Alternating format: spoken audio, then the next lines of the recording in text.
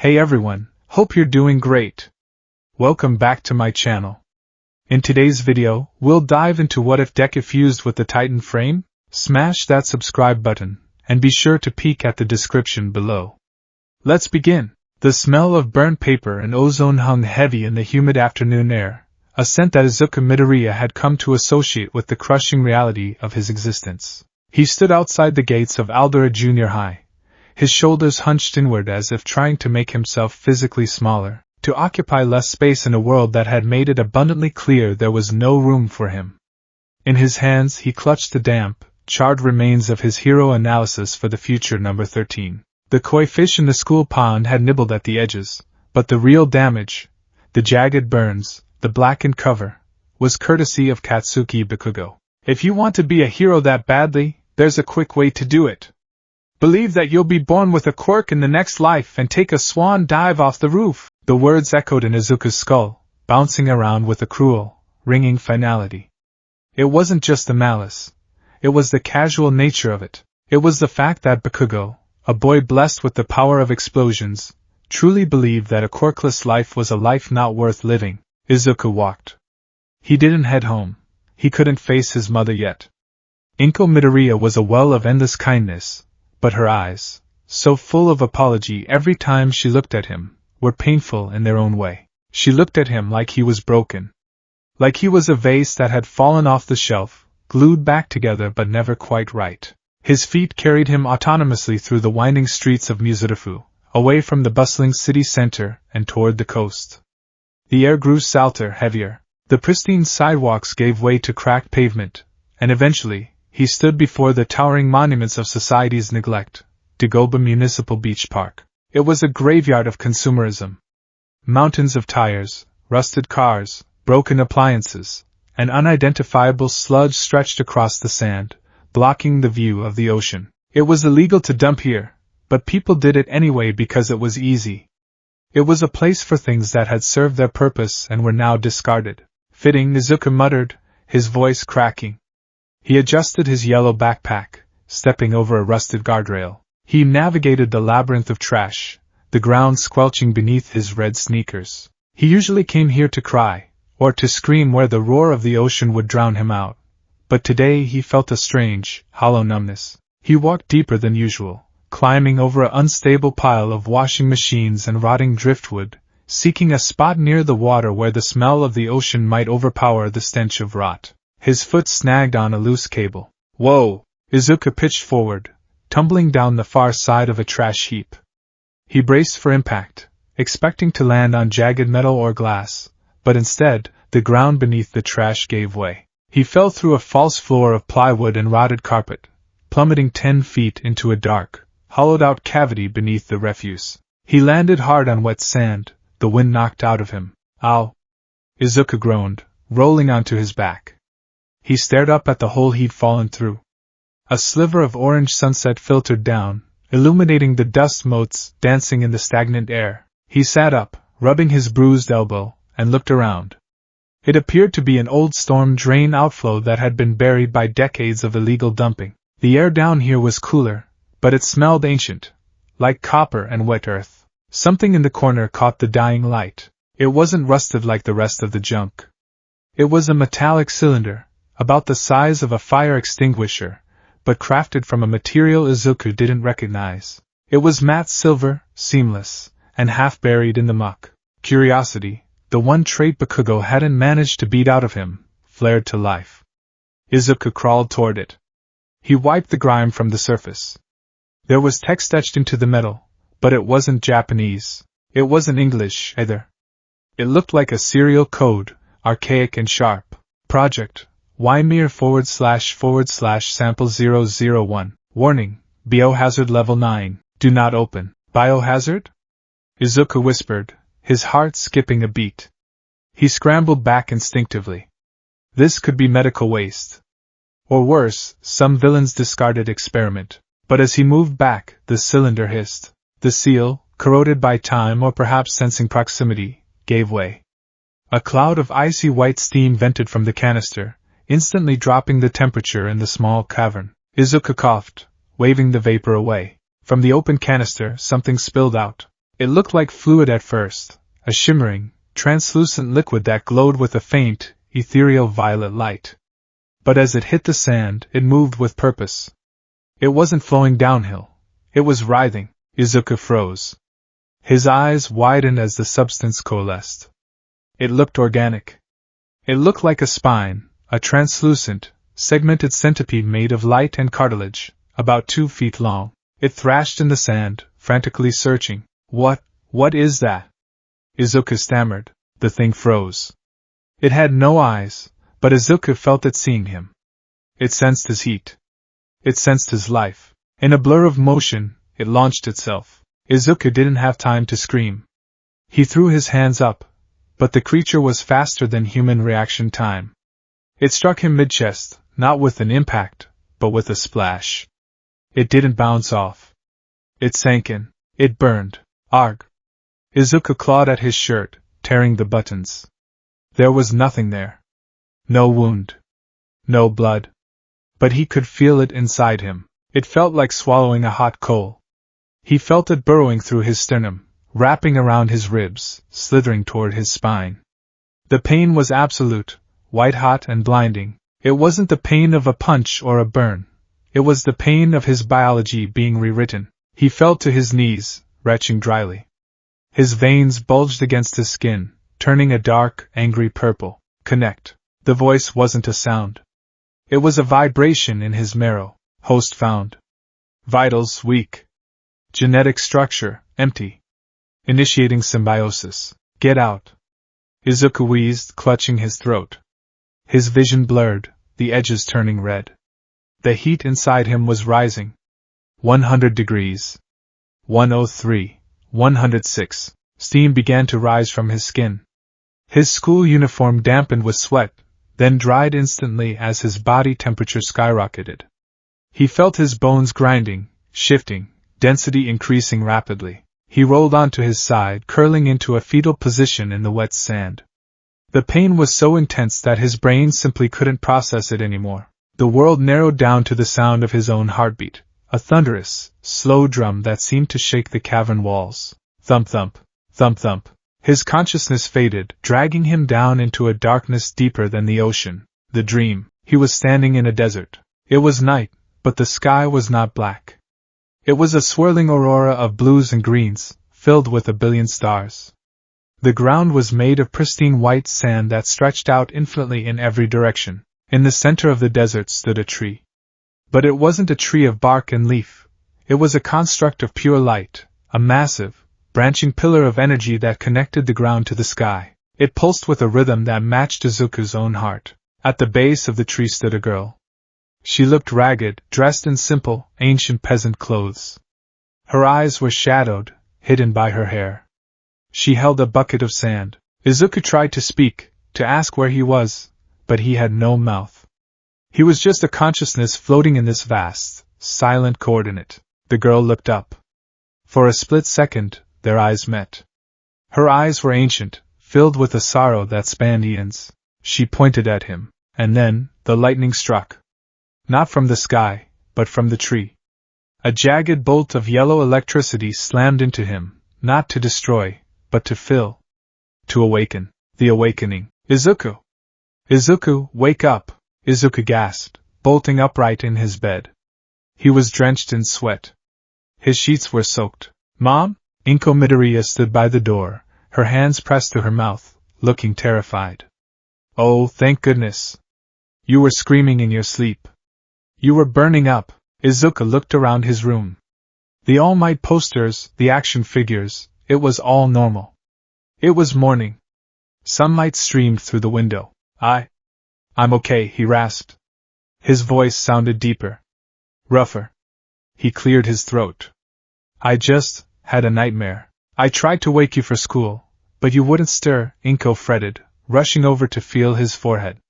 She pulled her hand back instantly with a yelp. Izuku! You're boiling. Izuku touched his own face. He felt warm, yes, but not feverish. He felt supercharged. I'm fine, Mom. Really, he lied, swinging his legs out of bed. As his feet hit the floor, the wood creaked ominously. I probably just caught a cold. I'll take some medicine. Inko looked doubtful, but she sighed. Okay. But if you feel worse, come home immediately. I made breakfast. As she left the room, Izuku stood up. He felt heavy. Not lethargic heavy, but physically dense. Like his bones had been replaced with lead piping. He walked to the bathroom to wash his face, and as he gripped the doorknob, he didn't even apply pressure. Crunch! The metal knob crumpled in his hand like aluminum foil. The internal mechanism snapped, and the knob came off in his palm. Izuku stared at the twisted metal. What the? He looked in the mirror. He looked different. Subtle, but there. His jawline seemed sharper. His neck looked slightly thicker. But the most disturbing change was his eyes. His irises, usually a soft forest green, were now a piercing, luminous emerald. And for a second, when he blinked, he swore his pupils constricted into vertical slits. He quickly splashed cold water on his face. The water sizzled when it touched his skin, evaporating into a thin mist. Calm down, he told himself. You're just stressed. The heat, the stress, yesterday at the beach. The beach. He remembered the canister. The spine. The pain. He frantically lifted his shirt. There was no scar on his chest. No mark. His skin was unblemished, though his muscles looked more defined than they had yesterday. He traced his sternum. Under the skin, he felt a hum. A dormant vibration. I have to go to school, he whispered, forcing himself to focus on the mundane. If he stopped moving, he felt like he might explode. The hunger. Breakfast was a blur. He ate everything. The rice, the fish, the miso soup, the leftovers from last night. He ate 4 pieces of toast. He drank a liter of milk. My goodness, Izuku, Inko blinked, watching him devour an apple core and all. Growth spurt? Maybe, Izuku mumbled, his stomach feeling like a bottomless pit. It wasn't just hunger. It was a biological imperative. His body demanded fuel. The walk to school was an exercise in restraint.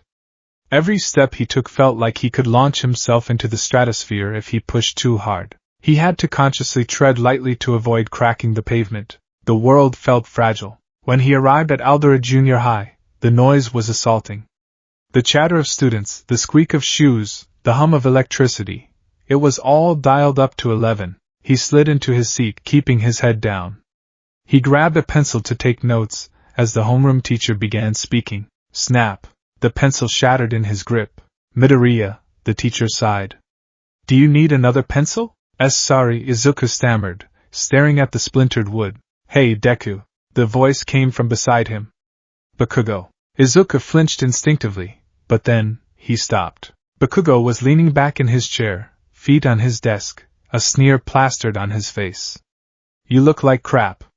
Did you finally realize how useless you are? Usually, this was the part where Izuku would cower. Where fear would ice his veins. But today, looking at Bakugo, Izuku felt something else. He looked at Bakugo's arms. He could see the muscles tensing. He could hear the rush of blood in Bakugo's veins. He could smell the nitroglycerin sweat sweetening the air, and a thought alien and cold whispered in the back of his mind, pray. Izuku's eyes widened. He slammed his hands over his ears, shaking his head violently to dislodge the thought. No, he muttered. No. Ha! You ignoring me, you damn nerd? Bakugo kicked Izuku's desk. The desk slid into Izuku's stomach. Usually it hurt. Today, it felt like being nudged by a pillow. Izuku looked up, his green eyes locking onto Bakugo's red ones. For a fraction of a second, Bakugo paused. The sneer faltered. A primal instinct, buried deep in the reptilian part of his brain, triggered a warning. The look in Izuku's eyes wasn't the look of a victim. It was the look of something at the top of the food chain trying very hard to be gentle. Whatever, Bakugo scoffed, turning away, though he rubbed the back of his neck uneasily.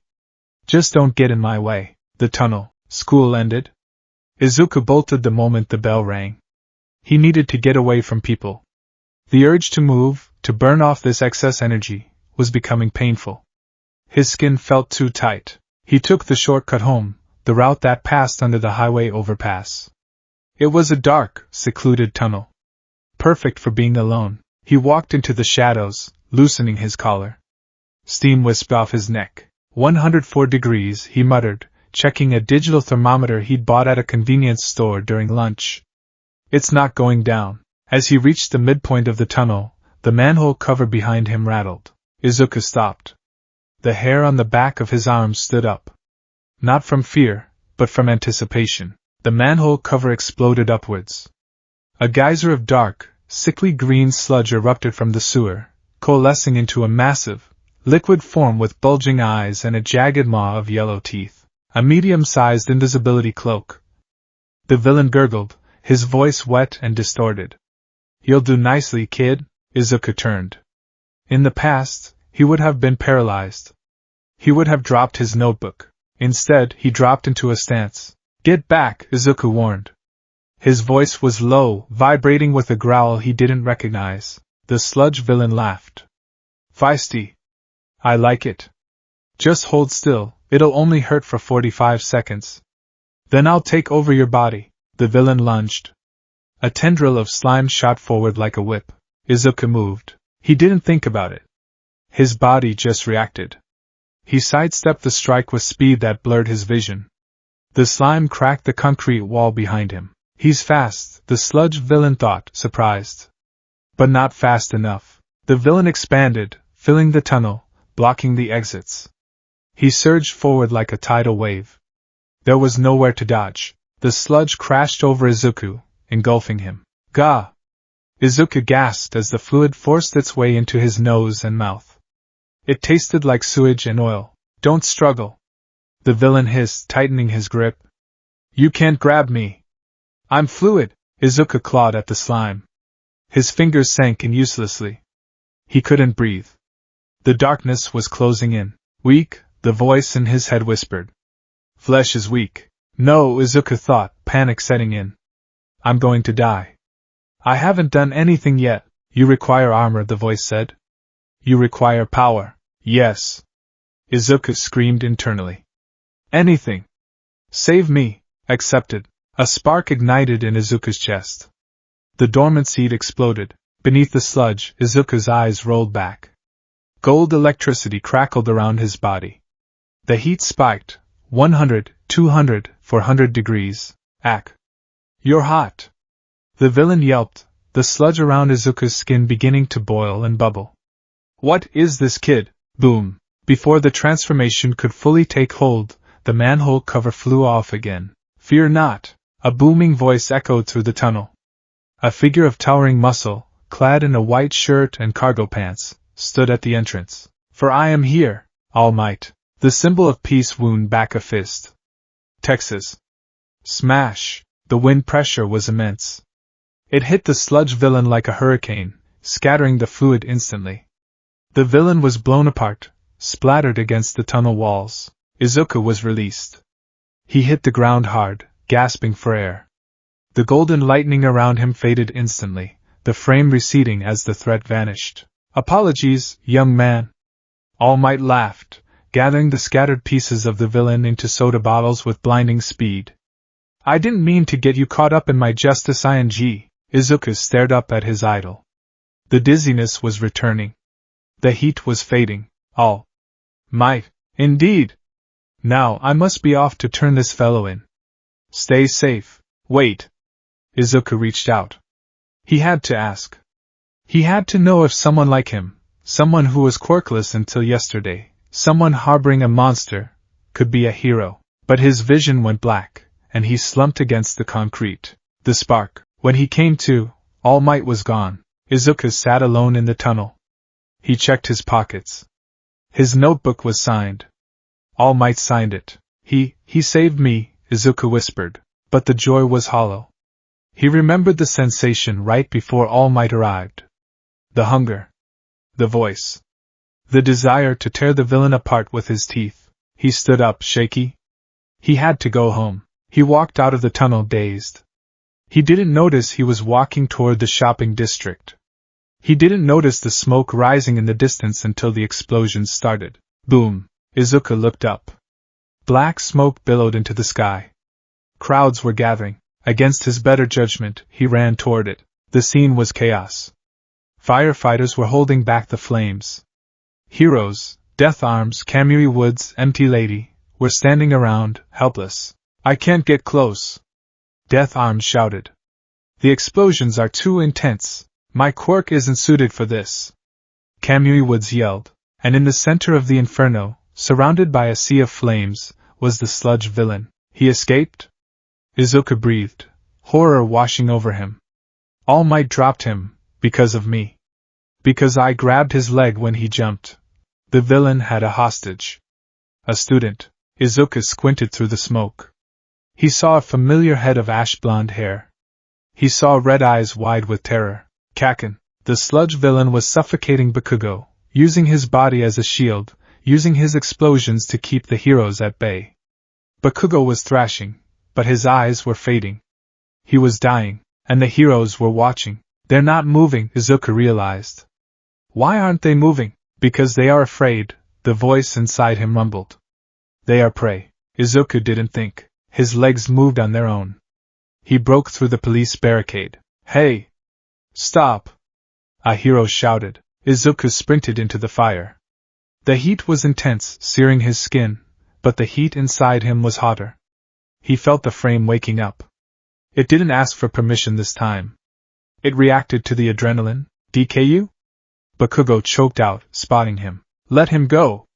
Izuku screamed. He threw his backpack at the villain's eye. It struck true, causing the sludge to flinch. For a second, Bakugo could breathe. You again?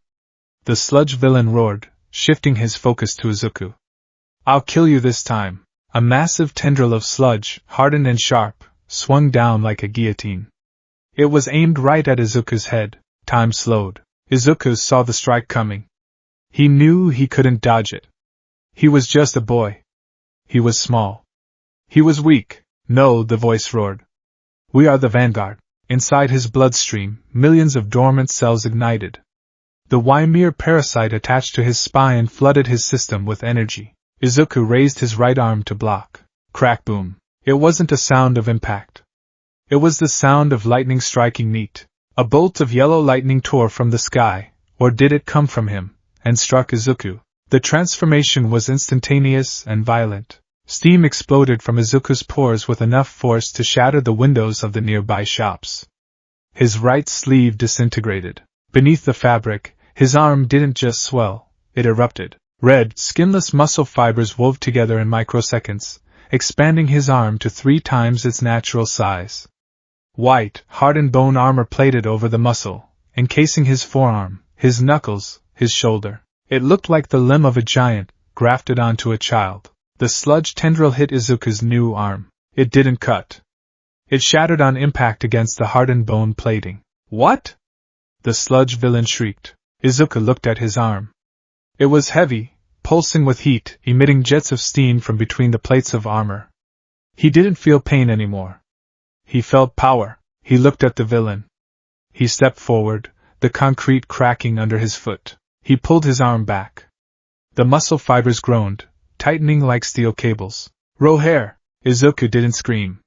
He roared. It was a sound that wasn't human, guttural, distorted, layering a monster's cry over a boy's voice. He punched. He didn't touch the villain. He didn't have to. The air pressure generated by the sheer kinetic force of the Titan arm created a vacuum. A cannon blast of compressed air and steam blasted forward. The fire was blown out instantly. The windows up the street shattered. The sludge villain was simply vaporized, scattered into droplets of mist across the entire city block. Bakugo was thrown backward by the wind, skidding across the pavement. Silence fell over the street. The smoke cleared. Izuku stood there, panting. His right arm was a monstrosity, a massive, skinless, armored titan limb that dragged on the ground, steaming violently. The heat radiating from him distorted the air. He looked around. The heroes were staring. The crowd was silent. They weren't cheering. Death Arms took a step back, his face pale. What is that thing? Is that a villain? Someone in the crowd whispered. Izuku looked at Bakugo. Bakugo was staring at him, eyes wide, trembling. Not with anger, but with pure terror. He was looking at Izuku like he was a demon. Kaken. Izuku stepped forward. Stay back. A hero shouted. Izuku froze. He looked at his arm. The adrenaline was fading. The pain was returning. The massive limb began to dissolve, the muscle and bone turning into hot steam that evaporated into the wind, leaving his normal, human arm burned and broken beneath it. His knees gave out. As he fell forward, a shadow caught him. It was All Might. But All Might wasn't smiling. The number one hero held the unconscious boy, looking at the dissipating steam, looking at the destruction caused by a single punch from a 14-year-old. All Might looked at the crowd, then at the boy in his arms. He had seen many quirks. He had seen power, but what he had just seen, the ferocity, the biological horror of it, that wasn't a quirk, All Might thought, a chill running down his spine despite the heat.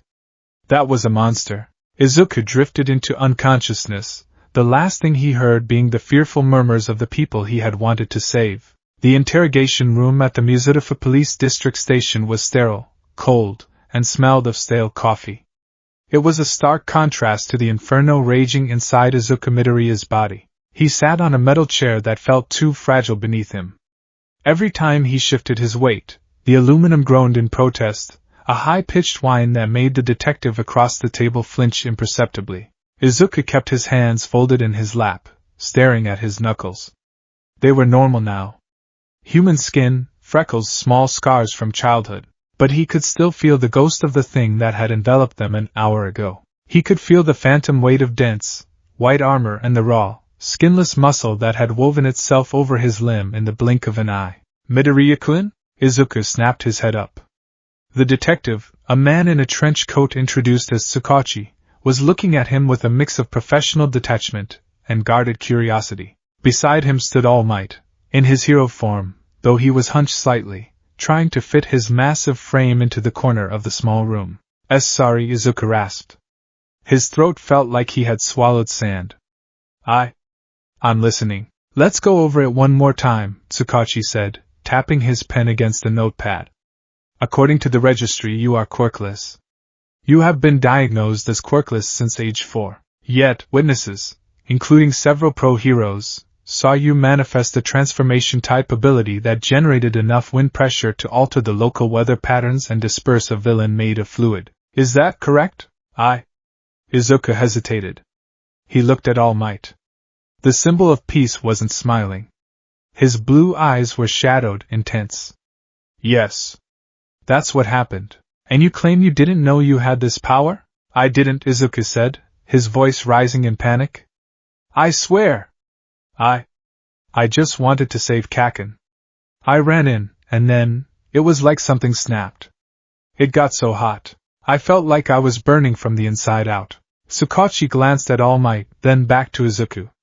The heat was recorded by thermal cameras at over 400 degrees Fahrenheit before the steam obscured the sensors. Midoriya, usually late-blooming quirks appear in times of extreme stress, but the biological makeup of what you created, it doesn't match standard mutation markers.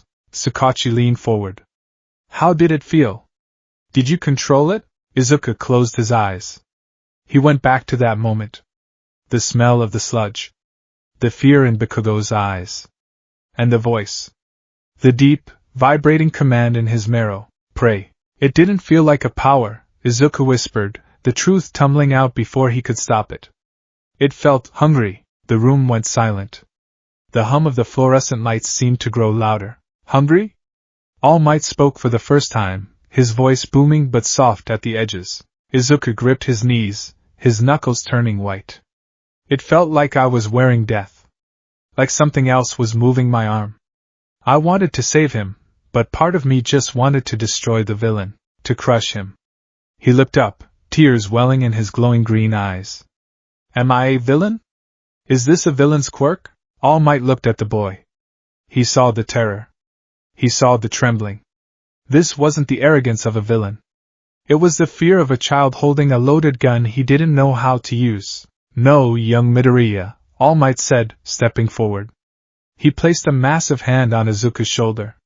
Steam hissed where his skin touched Izuku's shirt. All Might pulled back slightly, surprised by the residual heat, but kept his hand there. You moved when no one else did. You acted to save a life. That is the essence of a hero.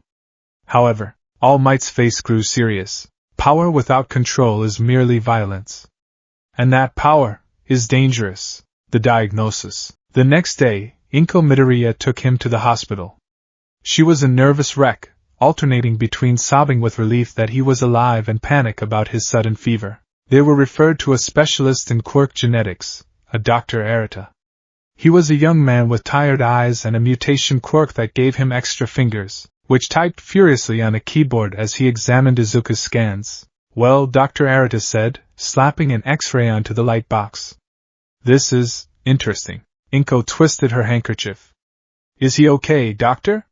He's running a temperature of 102 degrees constantly. It won't go down with medication. The temperature seems to be his new baseline, the doctor said, tracing the spine on the X-ray. Mrs. Midoriya, look here. And here. Izuku squinted at the image. It looked like his skeleton, but thicker. The bones were denser, glowing bright white on the scan, and along his spine, there were strange, ghostly overlaps, shadows of extra vertebrae that shouldn't exist. His bone density has increased by 300% overnight, Dr. Arata noted. And his metabolic rate is off the charts. Essentially, his body has turned into a biological furnace. But the quirk, Inko asked? Why now? He's 14, the doctor sighed, taking off his glasses. It's rare, but not unheard of. We call it trauma-induced awakening. It likely requires a specific hormonal cocktail, adrenaline, cortisol, terror, to activate the latent genetic markers. It's a mutation type, clearly. Something that alters his physical structure. He looked at Izuku. We'll register it as superheating or bone armor for now. But Midoriya-kun, I have to warn you. A metabolism this fast consumes incredible amounts of energy. If you don't eat enough, your body will start cannibalizing its own muscle and fat to keep the fire burning. You will literally starve to death in days if you eat a normal diet. Izuku nodded, his hand resting on his stomach. It growled, a low, guttural sound that vibrated the exam table. And the anger? Izuku asked quietly. The aggression? The doctor shrugged. High testosterone, high adrenaline, altered brain chemistry due to the heat. It's part of the package. You'll have to learn to manage your temper. It was a logical explanation. It made sense medically, but Izuku knew it was wrong. He felt the thing coiled around his spine. He felt it sleeping. It wasn't just hormones. It was subject Ymir. But looking at his mother's hopeful, tear-streaked face, he couldn't bring himself to say, Mom, I think I merged with a bioweapon found in the trash. Okay, Izuku said. I'll manage it. The encounter. School was a nightmare of whispers. As Izuku walked down the halls, the sea of students parted. They didn't shove him.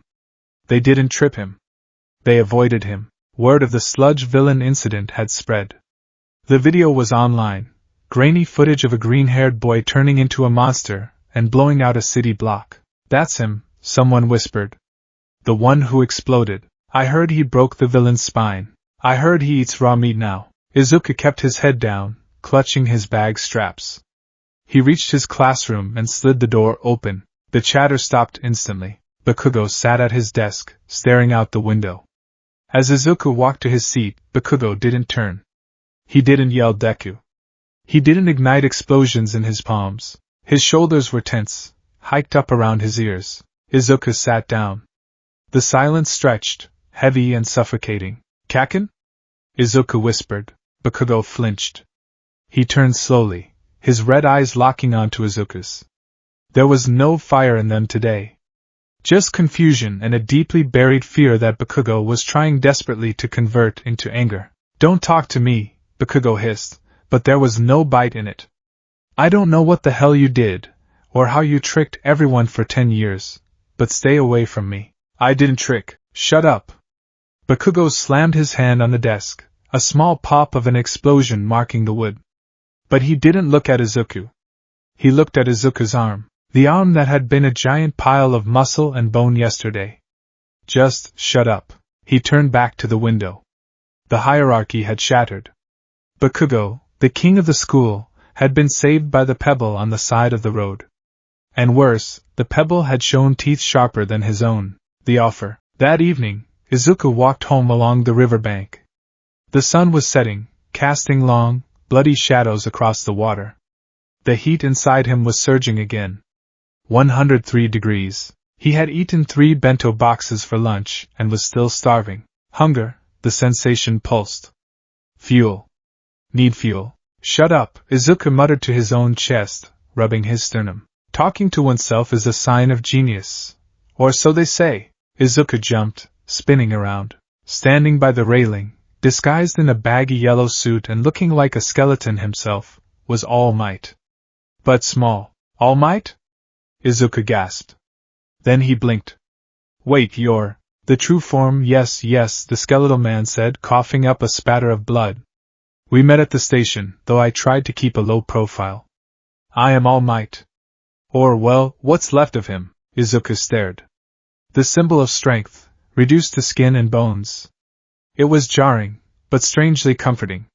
Here was someone else who was hiding a monstrous secret about their body. I waited for you, young Midoriya, All Might said, wiping his mouth. I watched the news reports. The Titan incident, they're calling it on the forums. Catchy. I didn't mean to scare people, Izuku said, looking at his feet. Fear is a natural reaction to the unknown, All Might said. He walked down the embankment, his movements stiff. I have been a hero for a long time. I have seen quirks that control fire, ice, gravity, and time. But yours, All Might stopped in front of him.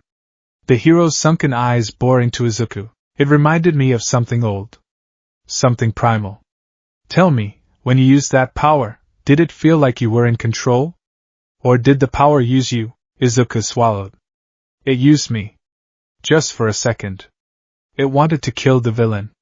If I hadn't stopped it, if the steam hadn't run out, I think I would have taken his head off. All Might nodded gravely. Honesty.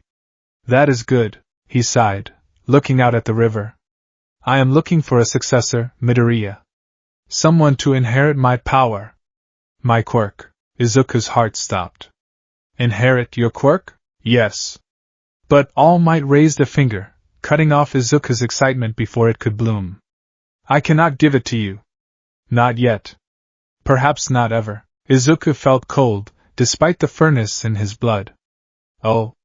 Because I'm a monster? Because you are full, All Might said gently. Your vessel is already overflowing. This power you have awakened, it is possessive. It is jealous. If I gave you my power now, I fear your body would tear itself apart fighting for dominance. All Might clenched his fist. But I saw you run into that fire. I saw you save young Bakugo when the pros stood by and watched. You have the heart of a hero, Izuku Midoriya, but you have the body of a catastrophe. All Might extended a bony hand. I will not give you my power. Instead, I will teach you how to master yours. I will teach you to put a leash on the beast. I will make you a vessel strong enough to contain that hunger so that you never have to fear hurting anyone again. Do you accept? Izuku looked at the hand. It wasn't the offer he had dreamed of as a child. He wasn't being chosen as the next symbol of peace. He was being chosen as a project. A containment breach that needed fixing. But looking at his own trembling hands, he knew he had no choice. He didn't want to hurt anyone. He didn't want to eat anyone. Yes, Izuku said, gripping All Might's hand. Steam hissed between their palms. All Might didn't let go. The beach of bone. The training began the next morning at Dagoba Municipal Beach Park. This place is a dump, All Might declared, standing atop a pile of rusted refrigerators. I know, Izuku panted. He was wearing a tracksuit that was already soaked through with sweat. I found the power here. All Might raised an eyebrow. Here? Fitting. A power found in the trash, polished into a diamond. Your goal is to clean this section of the beach within 10 months. It will build your base strength. Just clean? Izuku asked. I can lift a fridge with the frame easily. No! All Might barked. No frame. That is the point. You rely on the monster for strength. You must build your human strength first. If your human body is weak, the frame takes over to compensate. If your body is strong, you remain in the driver's seat. All Might tossed him a pair of thick industrial gloves. Move the trash. As Izuku Midoriya. Only use the power when I tell you to. And so, hell began. The first month was agony. Izuku's metabolism was his greatest enemy. He had to eat every 2 hours. All Might provided him with high-calorie protein bars and meal plans, but the hunger was constant, and the heat. Every time Izuku exerted himself, his temperature spiked. Steam poured off him like a broken radiator. His sweat evaporated instantly, leaving salt crusts on his skin. "Control your breathing!" All Might yelled from his Segway as Izuku struggled to drag a truck tire through the sand. "The heat is wasted energy. Keep it inside. Cycle it." "I'm trying." Izuku wheezed. He focused. He visualized the heat not as an explosion, but as an engine. He imagined the fire circling through his veins, powering his muscles without venting. The steam lessened. His strength increased. Good. Month 3, the accident. It happened in the 3rd month. Izuku was moving a rusted beam from a collapsed pier. It was heavier than he anticipated, easily 400 pounds. He had gotten stronger, his muscles defined and hard as rock, but this was too much. The sand shifted beneath him. His footing gave way. The beam slipped. It came crashing down toward his chest. Panic flared. "Protect," the voice hissed. It wasn't a conscious choice. Izuku's chest exploded outward. Crack. It wasn't the sound of the beam hitting him. It was the sound of his own ribs growing. White, calcified bone burst through his tracksuit, tearing the fabric. The ribs elongated, curving outward and interlocking to form a jagged, external cage around his torso. The steel beams slammed into the bone cage. Clang. The metal bent. The bone didn't even chip. Midoriya! All Might transformed into his buff form and rushed over, lifting the beam effortlessly. He looked down at his student. Izuku lay in the sand, gasping. Protruding from his chest was a gruesome, partial ribcage of white bone, devoid of skin or muscle. It looked like he was being eaten by a skeleton from the inside out. Steam hissed violently from the connection points where bone met skin. I'm sorry," Izuku choked out. "It just happened. It's a defense mechanism," All Might noted, his eyes scanning the construct. "Partial manifestation. Can you retract it?" "I don't know." "Focus. The heat. Pull it back." Izuku gritted his teeth. He imagined the heat reversing. The pain was blinding. The bones dissolved into steam, searing the skin around his chest. Izuku screamed as the superheated vapor burned his own flesh. When the steam cleared, his chest was red and blistered. But then, right before All Might's eyes, the burns began to knit together. Thin wisps of steam rose from the wounds as the accelerated regeneration took over. Within seconds, the skin was smooth again, leaving only faint, pale scars. "Regeneration," All Might muttered, horrified and fascinated. "But at the cost of burning yourself every time you change." He helped Izuku up. "This power, it hurts you, doesn't it?" Izuku touched his chest. "Yeah. But it saved me from the beam." "A double-edged sword," All Might said. "We need to work on that. If you can manifest only parts, armor, gauntlets, you can conserve energy. But you must learn to vent the steam away from your body, or you'll cook yourself alive in a prolonged fight." Month 6, the gauntlet. Training shifted. It wasn't just hauling trash anymore. It was sparring. All Might, in his buff form, stood on the clean patch of beach. "Come at me. Try to hit me." Izuku stood 10 paces away. He was shirtless, revealing a torso that was lean, scarred, and packed with dense muscle. "Okay," Izuku exhaled. A jet of steam shot from his nose like a bull. He focused on his right arm. He didn't want the giant, lumbering titan arm he used on the sludge villain. That was too slow. Too heavy. Hardening, he thought. His skin turned red. Then, white patches of bone began to form over his knuckles, his forearm, and his elbow. They interlocked like medieval plate armor, but organic. Smash! Izuku lunged. He used the thunder spear technique he'd been developing, firing a concentrated burst of steam from his elbow to propel his punch forward like a rocket. All Might caught the fist in his open palm. Boom! The impact kicked up a sandstorm. All Might slid back a few inches, his heels digging trenches in the beach. "Better!" All Might laughed. "The armor is dense. But you're telegraphing the steam burst." All Might twisted his hand, throwing Izuku over his shoulder. Izuku landed like a cat, using a burst of steam from his feet to cushion the fall. He immediately rolled and brought up a wall of bone spikes from his shoulder to block All Might's follow-up chop. Crack! All Might's hand bounced off the spikes. Ouch! Sharp!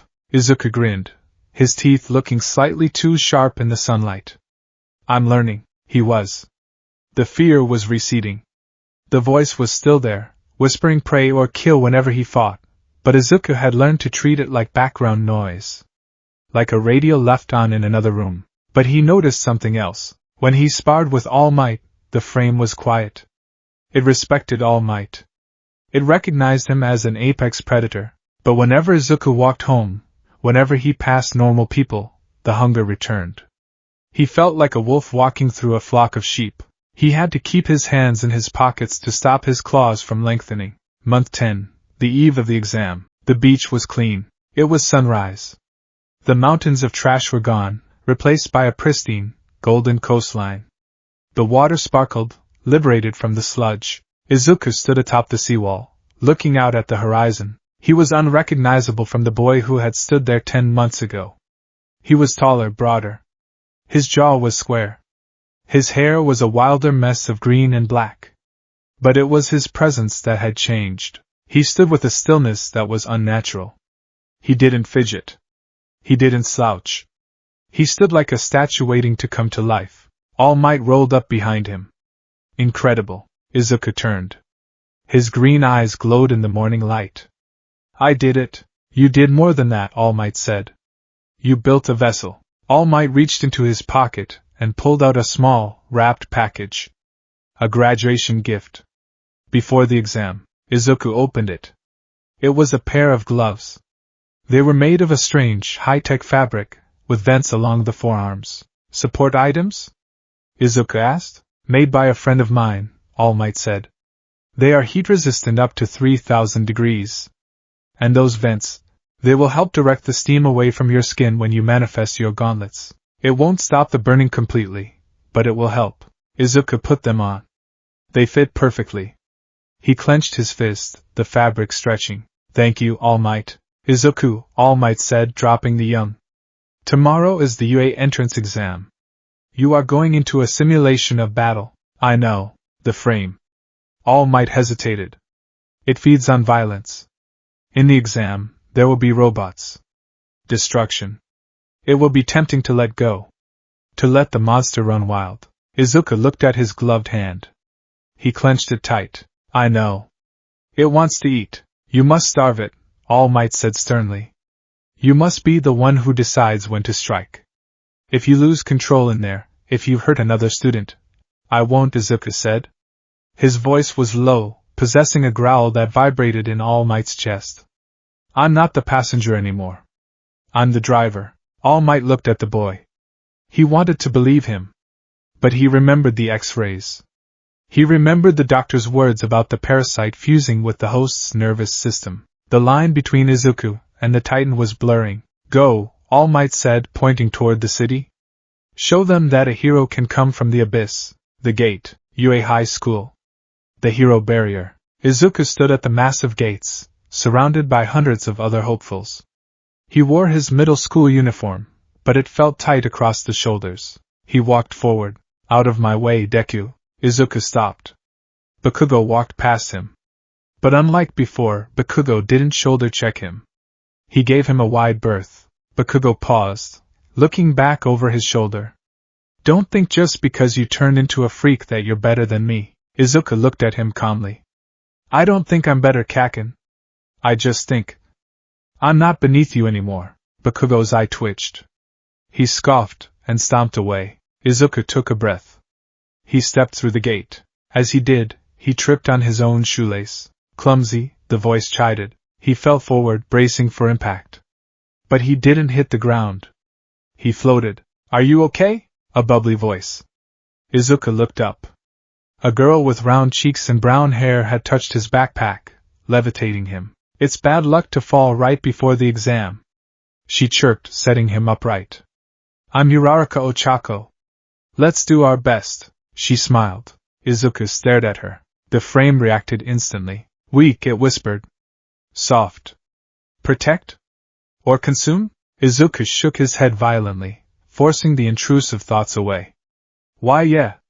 Thanks. She waved and ran off. Izuku clutched his chest. His heart was hammering. Being around this many people, this many potential targets, it was overstimulating. The noise, the smells, the heat of 1,000 bodies. Calm down, he told himself. They are not prey. They are classmates. They are heroes. He walked into the orientation hall. He found his seat. President Mike was on stage screaming about the rules. Are you ready? The crowd cheered. Izuku stayed silent. He was focused on his internal temperature. 101, 102. Rising. Robots, President Mike explained. 3 types. 1-pointer, 2-pointer, 3-pointer. Destroy them to earn points. Izuku looked at the pamphlet.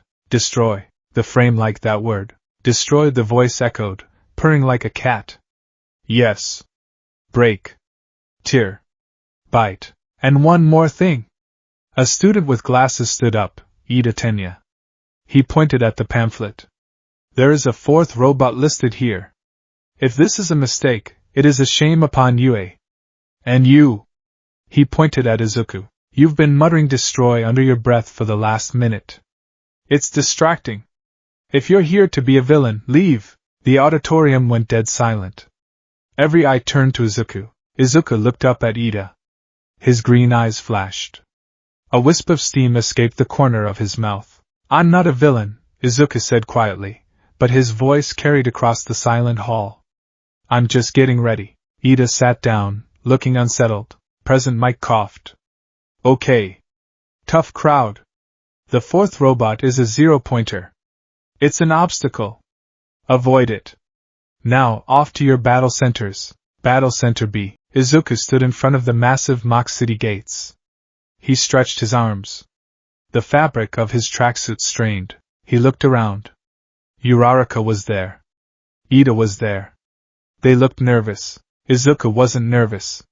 He was impatient. The gates began to open. Start! Present Mike yelled from the tower. There are no countdowns in real war. The other students hesitated. Izuku didn't. Boom! He launched himself. He didn't run. He exploded forward. Steam burst from his calves, propelling him like a missile. He cleared 50 meters in 3 seconds, leaving a trail of dust in his wake. What the? Ida gasped. Izuku rounded the first corner. A 3-pointer, a massive drone tank, rolled into view. Target acquired, the robot beeped. Izuku didn't stop, hardening. Bone plates slammed over his right shoulder and arm, interlocking instantly. Steam vented from his elbow, screaming like a tea kettle. He slammed his shoulder into the robot's chassis. Crunch. Metal crumpled like paper. The robot was sent flying backward, embedding itself into a concrete building. Izuku didn't look back. He kept running. More, the frame demanded.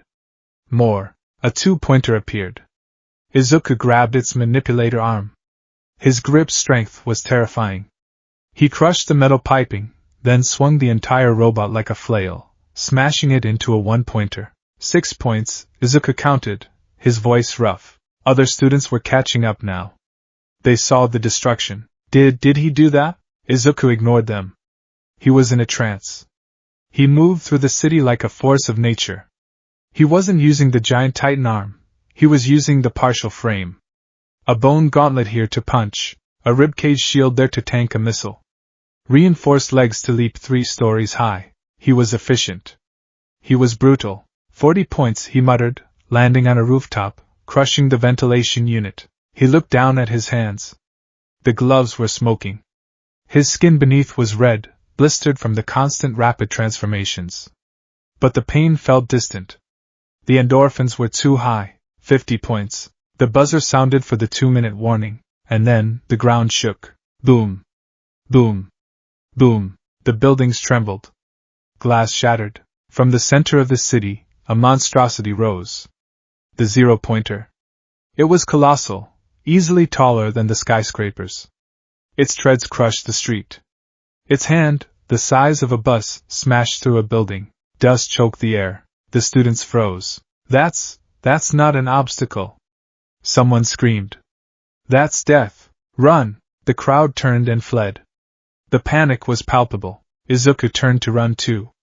It was the logical choice. He had enough points, but then he heard it. Ow! A small voice amidst the rumble. Izuku stopped. He looked back. Through the dust, he saw her. Uraraka. She was trapped under a pile of rubble. The zero-pointer was looming over her, its massive tread descending. She couldn't move. The other students were running away. Even Ida was too far. Izuku looked at the robot. It was huge. It was metal. Too big, his logic said. You can't punch that. Titan, the frame whispered. Challenge. Izuku felt the seed in his spine uncoil. It sensed a worthy opponent. He didn't think. He turned and ran toward the monster. Midoriya! Don't! Ida shouted from the distance. Izuku sprinted. He reached the rubble. He grabbed the slab of concrete trapping Uraraka. Strength. His muscles bulged, tearing his sleeves. He ripped the concrete away like it was styrofoam. Get up! Izuku roared at her. My leg. Uraraka gasped, looking at him. His eyes were glowing neon green. Steam was pouring from his mouth. The shadow of the robot fell over them. The tread was seconds away from crushing them both. There was no time to run. Izuku looked up. Reject humanity, the voice offered. Embrace the frame. Just this once, Izuku whispered. Give me everything. He slammed his hands together. Crack boom. Yellow lightning struck him from the clear blue sky. The shockwave knocked Uraraka back. From the center of the lightning, a skeletal hand, 15 feet tall, erupted from the ground, made of rapidly forming white bone. It caught the zero-pointer's tread. The metal groaned. The robot stopped. Through the steam, a silhouette rose. It wasn't a full Titan. Izuku didn't have the mass yet. It was a skeletal avatar, a ribcage, a spine, and two massive, skinless arms, forming around Izuku's tiny human body like a suit of armor suspended in the air. Izuku floated in the center of the chest cavity, connected by tendrils of glowing red muscle. He screamed. The Titan screamed with him, a dual-layered roar that shattered windows for blocks. The skeletal Titan pushed. The zero-pointer, weighing thousands of tons, began to tip backward. Smash! Izuku thrust his arms forward. The Titan arms mimicked him. The skeletal fist slammed into the zero-pointer's faceplate. The impact was like a bomb going off. The robot's head was obliterated. The sheer force toppled the machine, sending it crashing onto its back with an earth-shattering thud. The silence that followed was deafening. The steam began to clear. The skeletal construct dissolved, crumbling into ash and vapor. Izuku fell from the air, hitting the pavement hard. He lay there, staring at the sky. His arms were purple, broken in multiple places from the strain. His skin was smoking. He was conscious, but only barely. That, he wheezed, a manic grin tugging at his lips as the pain washed over him. That was enough. Uraraka stared at him, wide-eyed, from the safety of the sidewalk. The buzzer sounded. Time's up. Izuku closed his eyes. The hunger was gone. For now. The smell of sterilization was sharp enough to cut through the fog in Izuku Midoriya's mind, but it couldn't mask the scent of his own burning flesh. He floated in a haze of semi-consciousness. He felt heavy, impossibly heavy, as if gravity had decided to single him out for punishment. There was a rhythmic beeping somewhere to his left, frantic and fast, mirroring the thudding of his own heart. Thump hiss. Thump hiss. Every beat of his heart was accompanied by a microscopic release of steam within his veins. The Titan frame, the entity that had woven itself into his marrow, was currently hard at work. It was knitting bone, stitching muscle, and cauterizing nerve endings. Be careful with him. A voice snapped. It was old, sharp, and laced with genuine fear. Don't touch the steam directly, you'll scald your hands. Vital signs are stabilizing, but his temperature, it's not dropping below 106, doctor. That's his baseline now. Just keep the 4 fluids running. He's dehydrating faster than we can replenish him. Izuku forced his eyes open. The harsh white light of the UA infirmary blinded him for a moment. As his vision adjusted, he saw the ceiling, clean, white tiles, a stark contrast to the dirt and grime of the battlefield he had just destroyed. He tried to sit up. Don't move, Sonny, a stern voice commanded. Izuku froze. He looked down. He was lying on a reinforced medical bed. His arms were heavily bandaged, wrapped in layers of cooling gel pads and gauze. Through the wrappings, he could see faint wisps of vapor escaping, curling into the air like smoke from a dying fire. Recovery Girl stood on a stool next to him, her oversized visor reflecting the worry lines etched deep into her face. Beside her was All Might, in his skeletal true form, looking like a ghost haunting the room. All Might. Izuku croaked. His voice sounded like he'd been gargling gravel. Did I pass? All Might offered a weak, strained smile. Rest now, Midoriya. The exam is over, Recovery Girl sighed, hopping down from her stool. She walked over to a counter and picked up a syringe, examining it with a frown. I've never seen anything like this, Tashinori. I tried to use my quirk on him to set the fractures in his legs, but... She shuddered. It was a small, involuntary movement that sent a spike of cold fear through Izuku's overheated chest. But what? Izuku asked, fear creeping into his voice. My quirk, Heal, works by accelerating the patient's natural healing factors using their own stamina, Recovery Girl explained, turning to look Izuku in the eye. But your cells, they are already accelerating. They are dividing and reconstructing at a rate that defies biological laws. When I touched you, my quirk didn't activate. It recoiled. She pointed a gloved finger at his chest. Whatever is inside you, boy, it viewed my energy as an intrusion. It nearly snapped my finger off with a muscle spasm. Your body healed the breaks on its own in under 10 minutes. Do you have any idea how much energy that consumes? You should be dead from shock. Izuku looked at his hands. He remembered the sensation of the titan arms, the feeling of being suspended inside a giant ribcage, pulling the strings of a skeletal marionette. I was hungry, Izuku whispered. When I woke up, I just felt empty. I've put you on a high glucose drip, Recovery Girl said, gesturing to the 3 empty 4 bags hanging on the stand. You've drained 3 liters in an hour. Your body is a furnace. If you hadn't passed out, you might have eaten the mattress. She wasn't joking. All Might stepped forward, his shadow falling over the bed. Young Midoriya. You took a risk. A massive one. She was going to die, Izuku said, his gaze hardening. Uraraka-san. The robot. It wasn't stopping. I couldn't just run. I know, All Might said softly. And that spirit is why I chose you. But we must talk about what happened. You manifested a construct. A 15-meter partial skeletal avatar. The cameras caught it. The other judges caught it. All Might leaned in close, lowering his voice. They are calling it a villainous manifestation. It scared them, Izuku. Samantha said the concrete melted where your feet touched the ground. Midnight said the roar triggered fear responses in the other students. Izuku looked away, shame burning hotter than his blood. I didn't mean to scare them. I needed to be big enough to stop it. You stopped it, All Might agreed. You obliterated a machine that costs as much as a small tank battalion. But now you are on the radar. Not just as a student, but as a potential threat. The faculty is divided. Divided? Some see raw power that can be molded, All Might said. Others see a biohazard that can't be contained. The week of silence. The week following the exam was a purgatory of anxiety. Izuku stayed in his room mostly. He didn't want to go outside. The neighbors were already whispering. The news had run a segment on the mystery student at UA, showing blurry footage of the skeletal titan punching the 0-pointer. The headline read, Hero or Kaiju? Inko tried to be supportive. She cooked literal mountains of food. Katsudon, tempura, steaks. She bought out the local butcher shop. Izuku ate it all. He had to. If he went more than 3 hours without a meal, the voice in his head would start to get loud. Empty. Hollow. Consume. It was a constant struggle to keep the beast fed and dormant. Izuku found that meditation helped.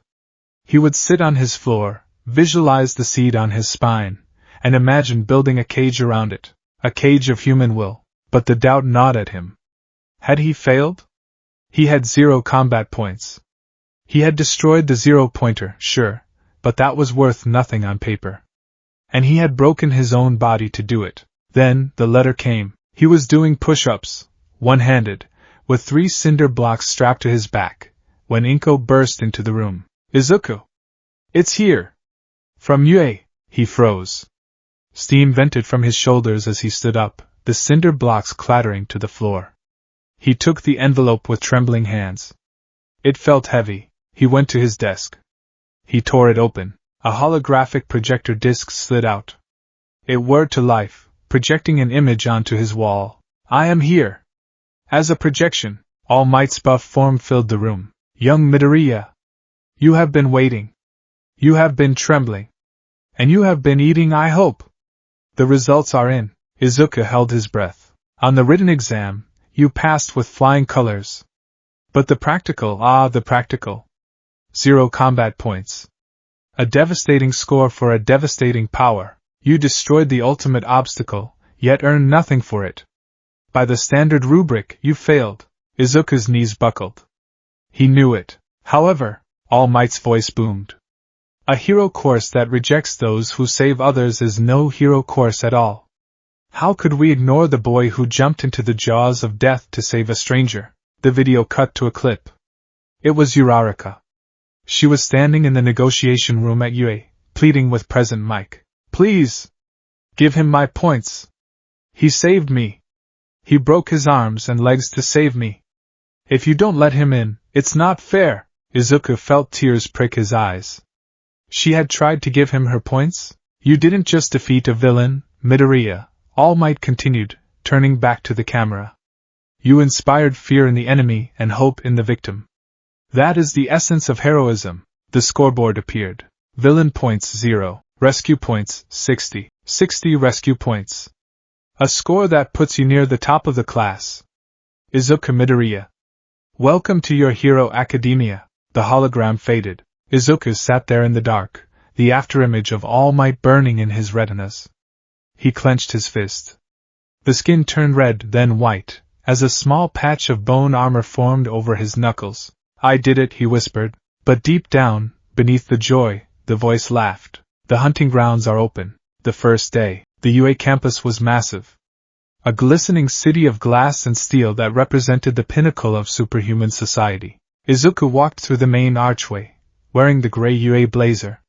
It was custom-fitted, made of a breathable, fire-resistant synthetic blend that All Might had commissioned for him. He wore thick, rubber-soled boots to ground the electricity and heat he sometimes discharged. He felt eyes on him. That's him, a student from the support course whispered.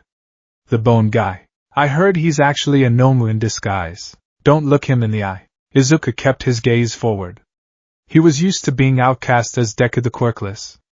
Being Deku the Monster was a strange lateral move. He found Class 1A. The door was massive, 20 feet tall. To accommodate giants, the frame noted with approval. Izuku took a breath, grabbed the handle, carefully, so as not to crush it, and slid it open. Get your feet off the desk. Ha! Who are you to tell me what to do, Four Eyes? The voices were familiar. Too familiar. Tenya Ida and Katsuki Bakugo. Ida was chopping the air, lecturing Bakugo on respect for school property. Bakugo was ignoring him, radiating pure menace. When Izuku stepped in, the room went quiet. Bakugo froze. He looked at Izuku. His eyes darted to Izuku's arms, checking for the armor. When he saw normal skin, he scoffed, but the tension in his shoulders didn't leave. Midoriya! Ida marched over, stiff as a robot. Good morning. I am Ida Tenya from Semi-Private Academy. I know, Izuku stammered. I must apologize. Ida bowed deeply. I misjudged you at the entrance exam. I thought you were merely a destructive force, but you perceived the true nature of the test, that saving others was paramount. I was blind. You were the superior candidate. I didn't really figure it out, my body just moved. Deku! A bubbly voice interrupted them. Uraraka Ochako appeared behind him, beaming. You made it. I was so worried. Your arms, are they okay? Yeah, Izuku rubbed his neck.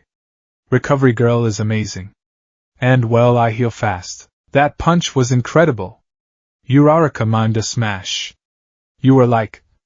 kaboom! And the skeleton thing was so scary but so cool. It was like a movie monster. If you're here to make friends, pack up and leave. The voice came from the floor. Every head turned. Lying in the doorway, wrapped in a yellow sleeping bag like a caterpillar, was a man. He looked exhausted. His hair was messy black, his eyes bloodshot and dry. He sucked on a pouch of jelly drink. It took you 8 seconds to quiet down, the man said, unzipping the bag and standing up. He wore black fatigues and a capture scarf made of carbon fiber. Time is a finite resource. You lot aren't rational enough. He stepped into the room, his gaze sweeping over the class. When his eyes landed on Izuku, they lingered. It wasn't a glare. It was an assessment. Like a bomb disposal technician looking at a suspicious package. I'm your homeroom teacher, Aizawa Shota. The class gasped. Homeroom teacher? Aizawa reached into his sleeping bag and pulled out a stack of blue gym uniforms. Put these on. Head to the grounds. We're doing a quirk apprehension test. A test? Uraraka asked. What about the ceremony? The guidance counselor meeting? Aizawa turned, his hair lifting slightly. If you want to be heroes, you don't have time for such leisurely events. Yue is known for its unrestricted traditions. That means I can run my class however I see fit. He looked directly at Izuku. Logic deception. The entrance exam was flawed. It allowed those with destructive power to pass without testing their control. Today, we see what you can actually do. The student who ranks last in total score will be judged as having no potential and will be expelled. Expelled? The class erupted in protest. It's the first day. That's unfair. Natural disasters are unfair, Aizawa said coldly. Villain attacks are unfair. Our job is to correct that unfairness. If you think you can co-spy on flashy powers, you're wrong. He opened the door. Welcome to the hero course. The test. The athletic grounds were bathed in sunlight. The air was crisp.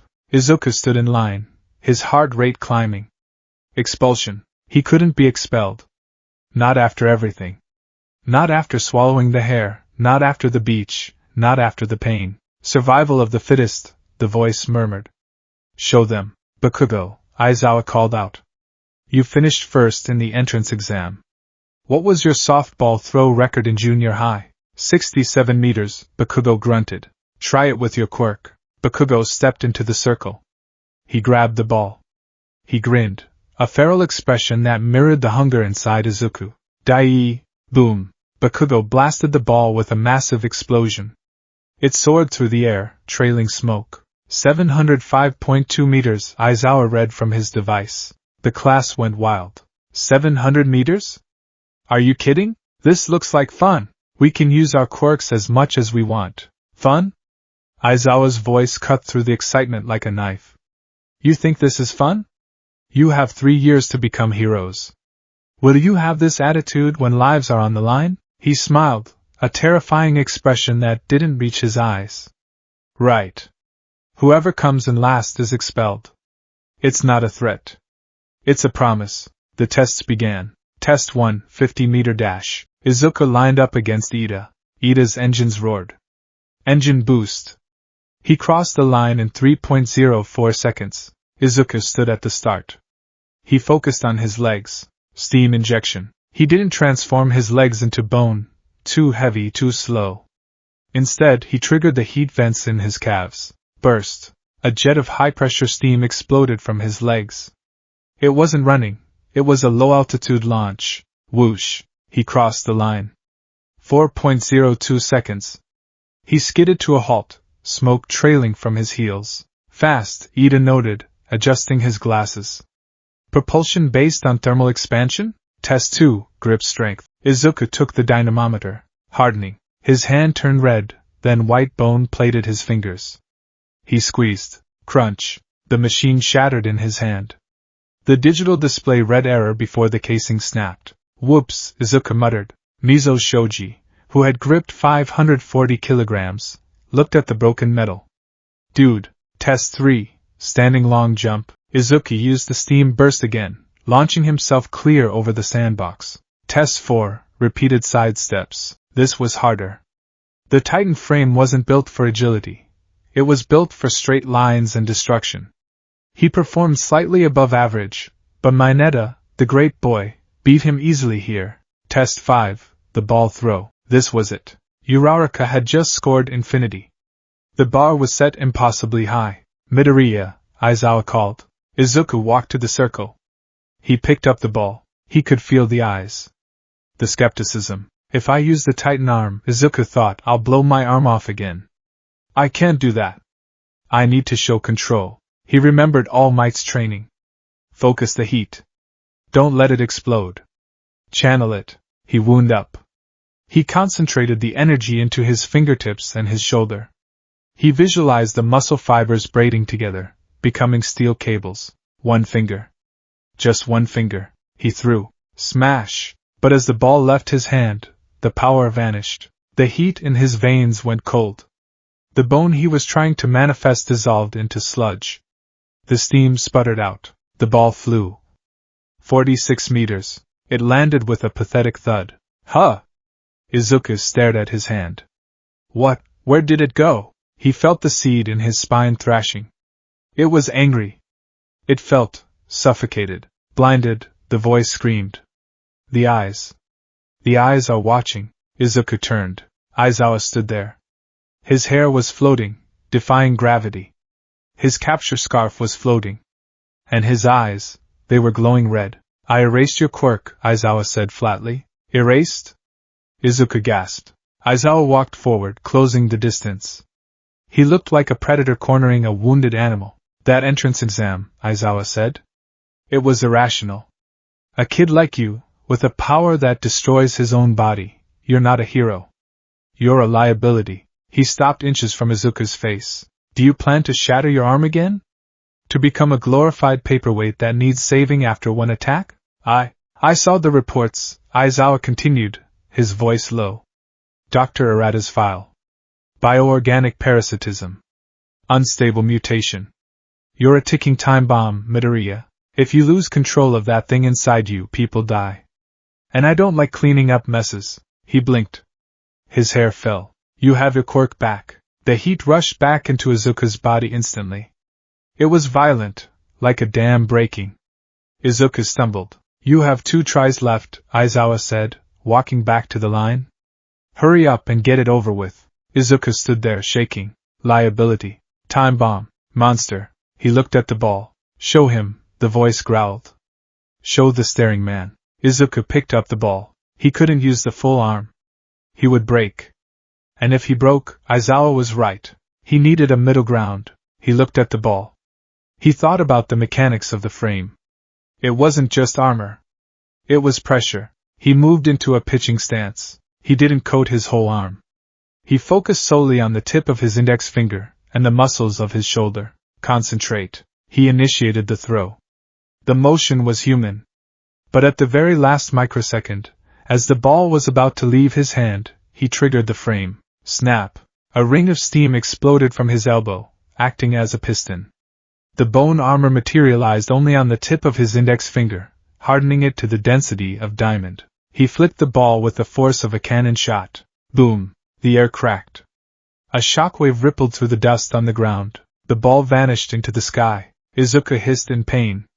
His index finger was purple, swollen and throbbing. But it wasn't broken. The bone tip had taken the impact. He turned to Aizawa. He clenched his fist, fighting back the urge to roar. I can still move, Izuku said, his eyes glowing green through the steam rising from his hand.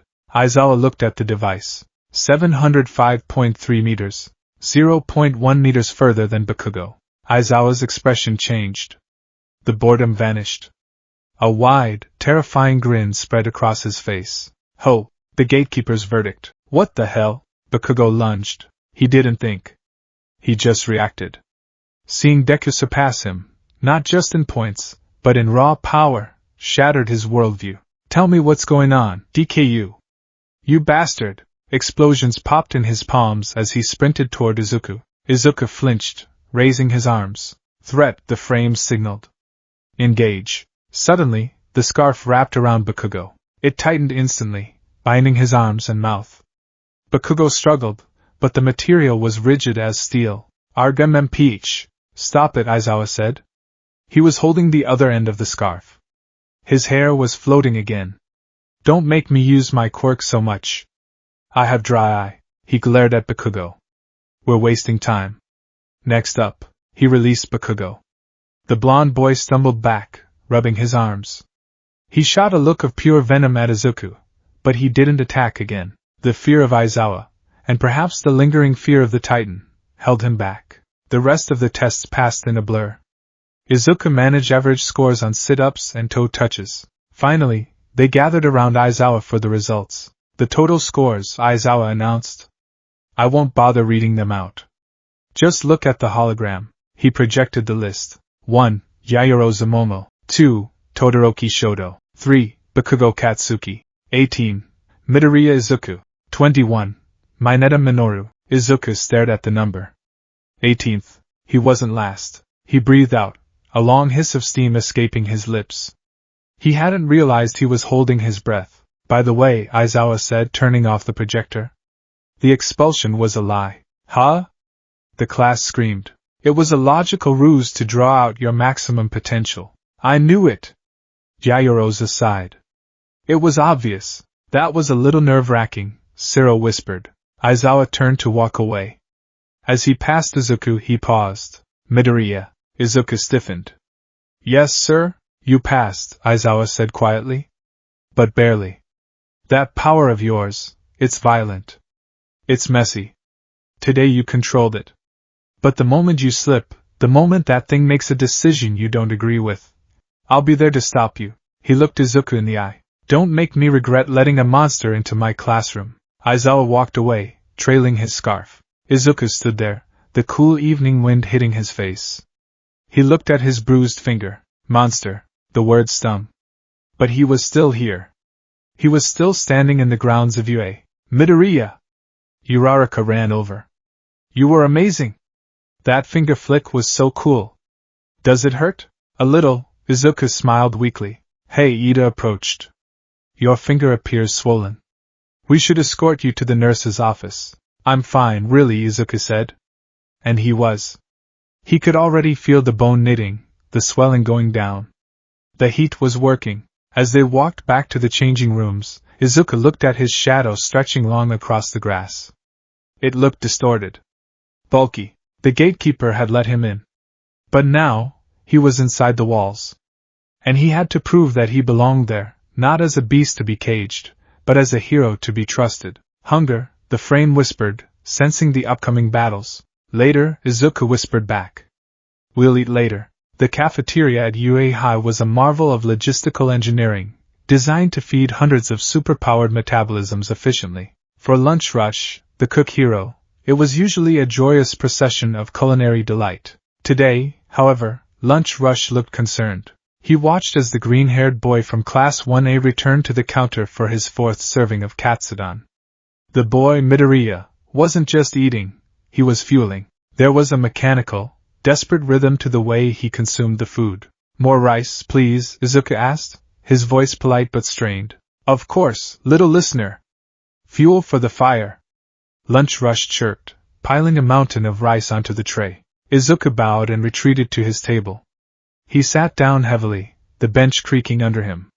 His body temperature was hovering at 105 degrees Fahrenheit. He could feel the heat radiating off his skin, creating a small, invisible microclimate of warmth around him. Midoriya-kun, Tenya Ida said, adjusting his glasses as he watched Izuku demolish a pork cutlet in 2 bites. I understand that a growing hero needs nutrition, but are you certain you won't suffer from indigestion? My metabolism, Izuku said between bites, steam wisping faintly from the corners of his mouth. It burns too fast. If I don't keep the tank full, the quirk starts looking for other energy sources. Other sources? Uraraka asked, pausing with a spoonful of rice halfway to her mouth. Like what? Izuku froze. He felt the phantom sensation of the frame itching beneath his skin, coiled around his spine like a slumbering viper. He remembered Dr. Arata's words about the body cannibalizing its own muscle and fat. Fat. Muscle, Izuku lied, though it was only a half-lie. It eats me, Uraraka paled.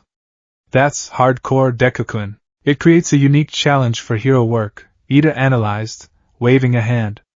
Logistics. You will require high-calorie rations in the field at all times. A fascinating drawback to such overwhelming power, Izuku nodded, returning to his bowl. He didn't mention the other drawback.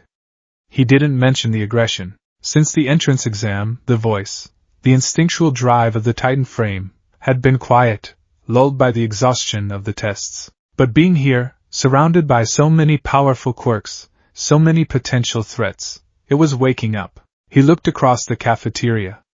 He saw Bakugo sitting alone, stabbing his food violently.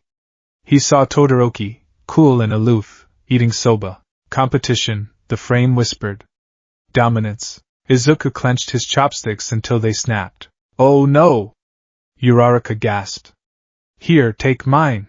Thanks, Izuku muttered, staring at the splintered wood in his hand. He needed to let it out. He needed to vent the pressure. Foundational Heroes Studies. The afternoon sun bathed the classroom in a golden glow. The tension in Class 1A was palpable. They had survived Aizawa's grueling aptitude test, but they knew the real challenge was just beginning. The door burst open.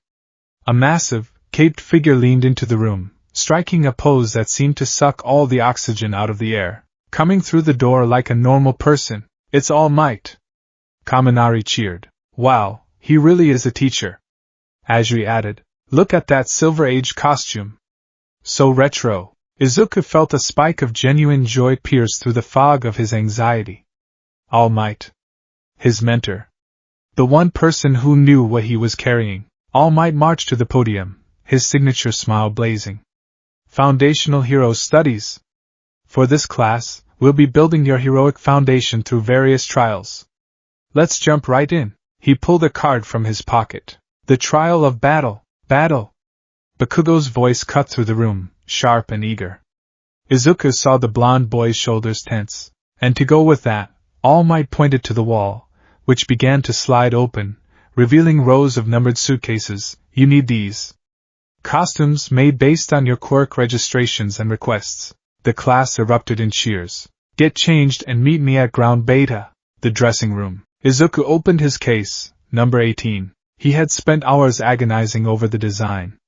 He knew he couldn't wear anything restrictive. When the frame activated, his body mass could triple in seconds. Standard fabrics would shred, leaving him naked, a tactical and PR nightmare. He pulled out the suit. It was a dark, forest green bodysuit made of a proprietary stretch-weave fabric. It looked simple, but upon closer inspection, it was covered in strategic vents, mesh panels located at the neck, armpits, elbows, and behind the knees. These were heat sinks, designed to allow the steam to escape without cooking him inside the suit. The boots were heavy, reinforced with iron soles to crush debris, and provide weight for his kicks. The gloves were the ones All Might had given him, white, heat-resistant gauntlets with pressure valves. And then the mask. It was a respirator mask, stylized to look somewhat like a grin, with large filters on the sides. It wasn't just for show. It was designed to filter the heavy steam he exhaled so he wouldn't blind himself in close quarters. He put it on. The suit felt tight, compressing his muscles. Whoa, Midoriya! Kirishima, the redhead with the hardening quirk, walked over. He was shirtless, wearing only gear on his shoulders and baggy pants. That looks practical. Man, mine is just exposed. Hardening tears through shirts, you know? Yeah, Izuku nodded, adjusting his gloves. I have the same problem. My quirk, it changes my shape. Bone armor, right? Kirishima grinned, slamming his hardened fists together. We're kind of similar. I get hard, you get hard. Let's do our best out there. Izuku smiled, though it felt stiff. Yeah. Let's do our best. He looked in the mirror. The respirator covered his nose and mouth. The dark green suit made him look militaristic. He didn't look like the bright, colorful hero he had drawn in his notebooks as a kid. He looked like a soldier prepared for biological warfare. Ground Beta. The class gathered in the mock city. The costumes were diverse and vibrant. Uraraka in her pink spacesuit, Ida in his armor, Bakugo in his grenade-themed gear. Looking good, embryos. All Might boomed. Now, shall we begin? He explained the rules. Villains guard a nuclear weapon. Heroes must capture it or the villains. 2-on-2 battles. First up. All Might reached into 2 boxes. Team A will be the heroes.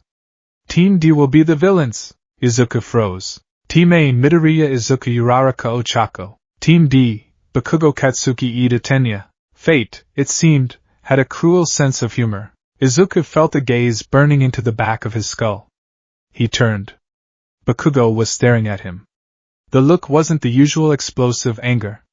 It was colder. Calculating. It was the look of a predator assessing a rival that had suddenly encroached on its territory. This is it, Izuku whispered. Wow, what are the odds? Uraraka said nervously, adjusting her helmet. We're up against Bakugo-kun. He looks really scary. He is, Izuku said. He tightened his gloves. But we can't run. The infiltration. The building was a 5-story concrete structure. The villains were inside. Start. All Might's voice echoed over the loudspeakers. Izuku and Uraraka entered through a first-floor window. The interior was dim, smelling of dust and old concrete. Uraraka-san, Izuku whispered, his voice muffled by the respirator. Kaken, he won't care about the bomb. He's coming for me. You think so? I know so. His pride was hurt during the throwing test. He wants to prove that my power is a fluke. That I'm still just Deku. Izuku tapped his temple. Ida-kun is diligent. He'll stay with the weapon. So we split up. You find the weapon. I'll draw Kaken's fire. But, can you beat him? Uraraka asked, worry in her eyes. He's really strong. Izuku looked at his gloved hand. He felt the heat rising. 102, 103. I don't need to beat him, Izuku said darkly. I just need to survive him. Suddenly, the air shifted. Dekawa! From around the corner, a blur of black and orange exploded into view. Bakugo didn't use strategy. He used pure speed. He used his explosions to propel himself forward, closing the distance in a blink. His right hand was raised, the grenade gauntlet priming. Right hook, Izuku muttered. He knew. He had watched Bakugo fight neighborhood bullies for 10 years. He had notes on this, but knowing and reacting were different things. Bakugo swung. An explosion detonated right in front of Izuku's face. Boom! Uraraka screamed, thrown back by the shockwave. Smoke filled the hallway. Got you, you damn nerd! Bakugo yelled, grinning through the haze. Start analyzing that. But as the smoke cleared, Bakugo's grin faltered. Izuku was standing there. He hadn't been knocked back. His left arm was raised. The sleeve of his costume had torn away at the forearm, revealing a constructive white, interlocking bone plates that encased his arm from elbow to fingertips. It looked like a gauntlet made of a dinosaur's spine. He had caught Bakugo's arm. The bone fingers were clamped around Bakugo's grenade gauntlet. Smoke hissed from the bone, the heat of the explosion having been absorbed. Nice right hook, Kaken, Izuku said. His green eyes glowed through the lenses of his mask. But you always lead with it when you're angry. Bakugo's eyes widened. He tried to pull his arm back. He couldn't. Izuku's grip was absolute. The hydraulic strength of the Titan frame was far beyond human limits. Let go! Bakugo roared. He sparked an explosion with his free hand, aiming for Izuku's ribs. Izuku didn't dodge. He stepped into the guard. He released Bakugo's arm and slammed his armored shoulder into Bakugo's chest. Thud. It was like being hit by a battering ram. Bakugo flew backward, skidding across the concrete floor, coughing. Go, Uraraka! Izuku shouted. Uraraka scrambled up. All right. She tapped herself and floated away toward the stairs. Bakugo started to chase her. Don't you dare, round face! Your opponent is me! Izuku stepped into the hallway, blocking the path. Bakugo stopped. He turned slowly to face Izuku. His body was shaking. Not with fear anymore, but with a rage so potent it was nearly visible. You! Bakugo growled. You think you can look down on me? You think some freaky mutation makes you better than me? I never said I was better, Izuku said, dropping into a low stance. Steam began to vent from the mesh panels on his back, creating a menacing halo around him. But I'm not your punching bag anymore. Then die. Bakugo launched himself. The observation room. Whoa! Kirishima yelled, watching the screens. Midoriya just tanked an explosion. That's insane. His reaction time was impressive, Yaoyorozu noted, her eyes glued to the monitor. But look at his arm. The bone structure, it's external. Is he growing that instantly? It's gross, Kaminari shuddered. Cool but gross. All Might stood at the console, gripping the microphone. He was sweating. Young Midoriya, he thought. You are engaging him head-on. That is dangerous. The frame feeds on conflict. The more you fight, the more adrenaline you produce, the more the heat rises. He looked at the thermal readout on the side screen. Subject Midoriya, 106 degrees Fahrenheit. 108 degrees Fahrenheit. He's getting hotter, All Might murmured. The Predator. The hallway was a war zone. Bakugo was relentless. He bounced off the walls, using explosions to change trajectory mid-air, attacking from every angle. Boom. Boom. Boom. Izuku was on the defensive. He was slower than Bakugo. The frame added density, weight. He couldn't fly around like a pinball, so he became a fortress. Bakugo came in high. Izuku crossed his arms. Partial manifestation, rib cage. Curved shards of white bone erupted from Izuku's shoulders, forming a jagged shield over his head. The explosion shattered against the bone. Bakugo landed, frustrated. Stop blocking and fight, you coward! I am fighting! Izuku roared back. He dropped the shield and lunged. He swiped with his armored arm. Bakugo ducked under it, but the wind pressure cracked the wall behind him. He's strong, Bakugo realized, sweat stinging his eyes. Insanely strong. If he grabs me again, it's over. This realization, that one mistake meant defeat, drove Bakugo to a dark place. He needed to end this. He needed to use his full power. He retreated to the end of the hall. He raised his right arm. He reached for the pin on his gauntlet. Izuku stopped. The steam around him was thick now, obscuring his feet. He breathed heavily, the respirator wheezing. Danger, the frame hissed. Lethal threat. Young Bakugo, stop. All Might's voice crackled over the intercom. Are you trying to kill him? Those gauntlets store your sweat. A blast of that magnitude in an enclosed space. He won't die if he dodges. Bakugo screamed, his eyes wild. He pulled the pin. Click. Time seemed to slow for Izuku. He saw the ignition spark. He saw the stored nitroglycerin ignite. A wave of pure, destructive fire erupted from the gauntlet, consuming the hallway. It was a wall of death, rushing toward him at supersonic speed. There was no time to dodge. There was no time to run. Protect, the voice roared. Harden, Izuku screamed. He didn't raise his arms. He slammed his hands onto the floor. Rumble. The explosion hit. The camera feed in the observation room went white. The building shook violently. Dust poured from the ceiling. Midoriya! Uraraka's voice came over the comms. In the observation room, the students gasped. Did he just kill him? Ashido whispered, horrified. All Might was about to rush out the door when the smoke began to clear. The hallway was devastated. The walls were scorched black. The floor was melted, but in the center of the blast zone, something stood. It was a dome. A sphere of white, calcified material, 6 feet high, anchored to the floor. It looked like an egg made of bone. It was scorched, cracked in places, steaming violently. Crack. A piece of the dome fell away, then another. The bone shell crumbled, revealing Izuku inside. He was on one knee. His costume was tattered. The upper half of his mask had been blown away, revealing his eyes. His eyes were reptilian. Slitted pupils. Glowing neon green. And his skin was gone in patches.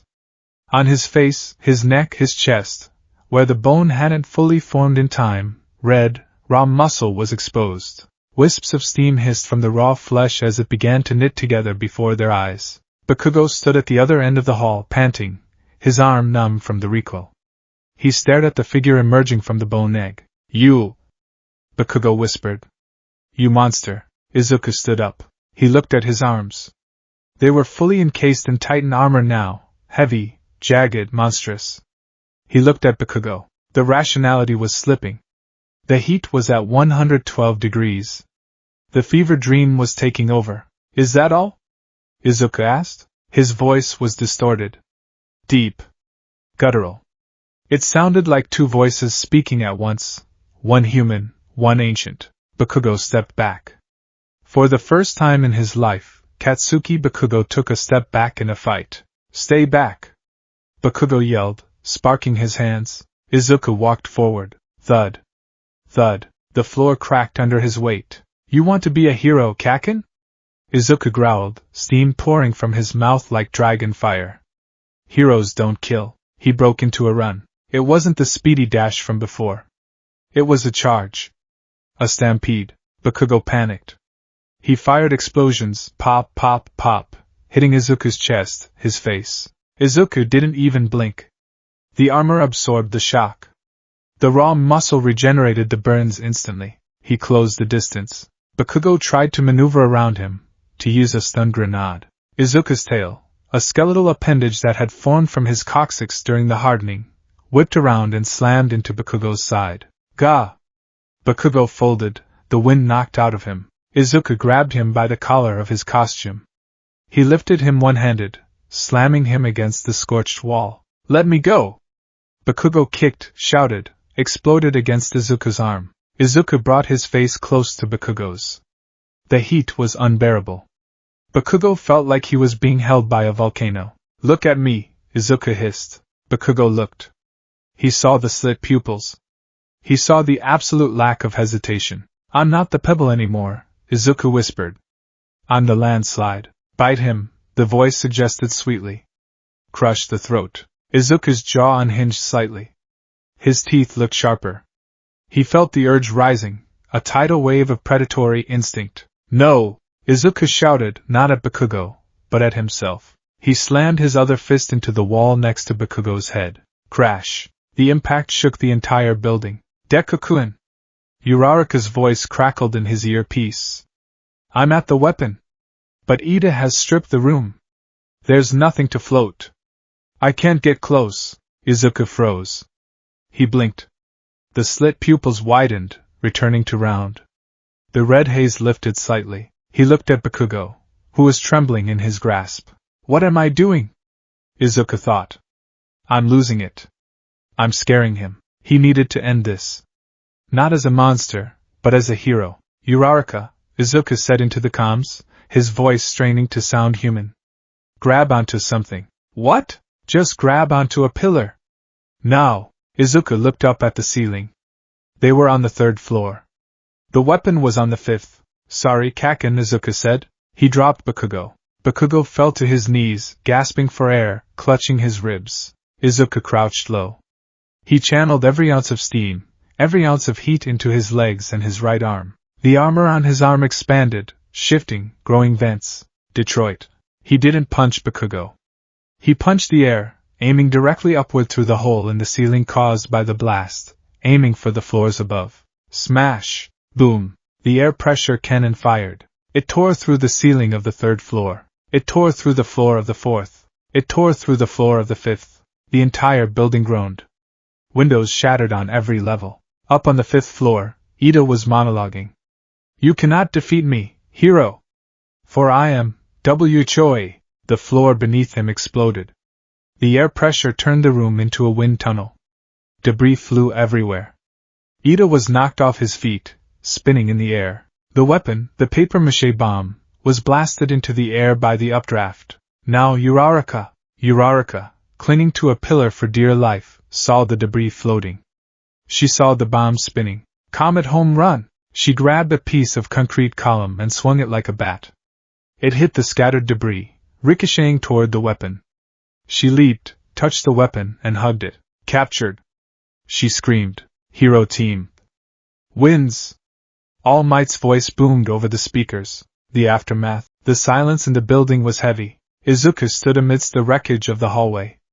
The armor on his arm was crumbling, turning to ash and steam. His legs gave out. He fell backward, sitting against the scorched wall. He pulled off his ruined mask. He wiped blood from his nose. Bakugo was still on the floor, a few feet away. He wasn't moving.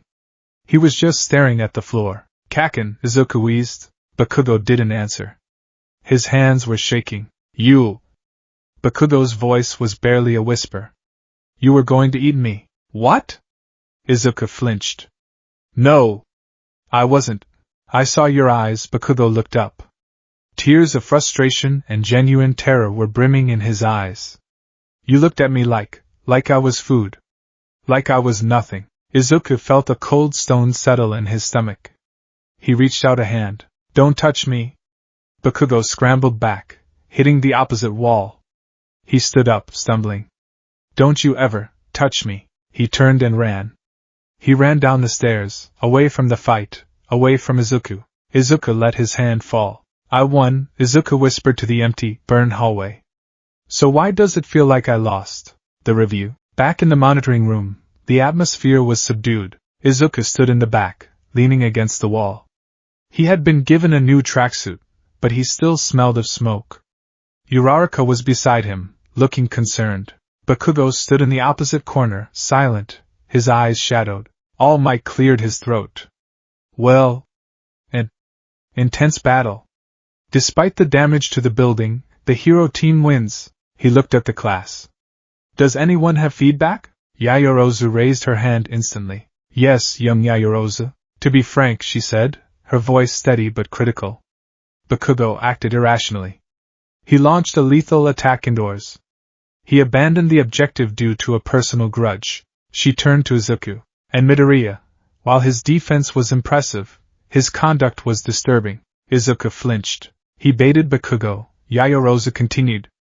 He engaged in a brawl instead of prioritizing the capture until the last second. And the level of violence, the structural damage. If this were a real hostage situation, the structural integrity of the building would have been compromised, potentially killing the hostages. She adjusted her ponytail. Furthermore, his intimidation tactics were excessive. A hero should inspire safety, not terror. The way he fought, it was predatory. The word hung in the air.